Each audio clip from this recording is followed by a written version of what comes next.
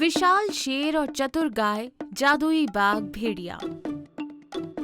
जंगल का राजा मुफासा नाम का शेर, राजा नाम की गाय, उसका बेटा छोटू जीवन गुजार रहे थे।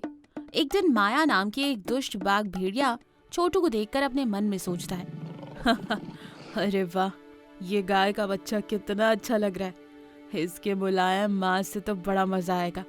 ये सोचकर माया अपने जादू से एक छोटे गाय के बच्चे में बदल जाता है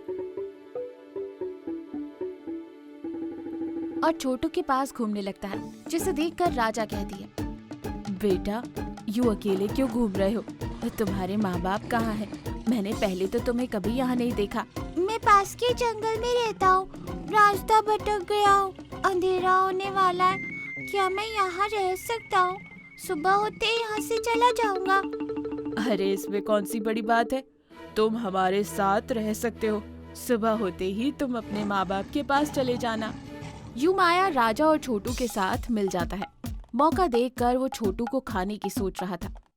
अगले दिन राजा माया से कहता है, बेटा तुम घर पर ही रहना, हम दोनों जाकर तुम्हारे लिए भोजन ढूंढ कर लाते हैं। ठीक है, पर छोटू को यहीं छोड़कर जाना। पर वो मुझे छोड़कर एक पल के लिए भी नहीं रह सकता। ये कहकर राजा छोटू को लेकर जंगल में निकलती है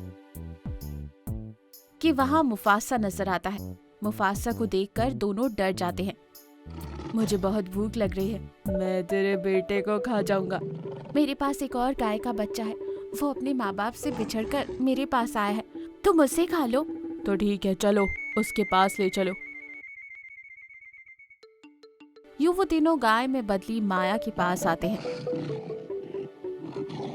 मुफासा गाय में बदली माया पर हमला करता है और उसे मार डालता है। माया अपने असली रूप बाघ भेड़िए में बदल जाती है। भूख में रहने की वजह से मुफासा इस बात पर गौर नहीं करता और उसे खाकर वहां से चला जाता है। ये सब देख छोटू राजा से कहता है, माँ, जब तुमने मुफासा को उस गाय के बच्चे को खाने को कहा तो मुझे बहुत गुस्सा आया। मुझे लगा कि तुम उसे धोखा देने जा रही थी, क्योंकि मुसीबत में फंसे लोगों को धोखा देना बुरी बात है, लेकिन तुमने बहुत अच्छा काम किया। मुझे उसके मरने के बाद ही पता चला कि वो एक बहरूपिया बाघ भेड़िया है। पर मुझे ये बताओ कि तुम्हें कैसे मालूम पड़ा कि वो एक बहरूपिया है? छोटू, हम जिनके बीच रहते हैं उनसे हमें सतर्क रहना चाहिए, नहीं तो हमें धोखा हो सकता है। मैं उस माया पर नजर रख रही थी, मुझे उस पर पहले ही शक था। जब मैं उसे घास खाने के लिए दे रही थी तो वो मेरे सामने खाने का नाटक कर रही थी, पर खा नहीं रही थी, जिसका कारण अब मेरे सामने आया। युवराजू छोटू को माया की जाल से बचा लेती है।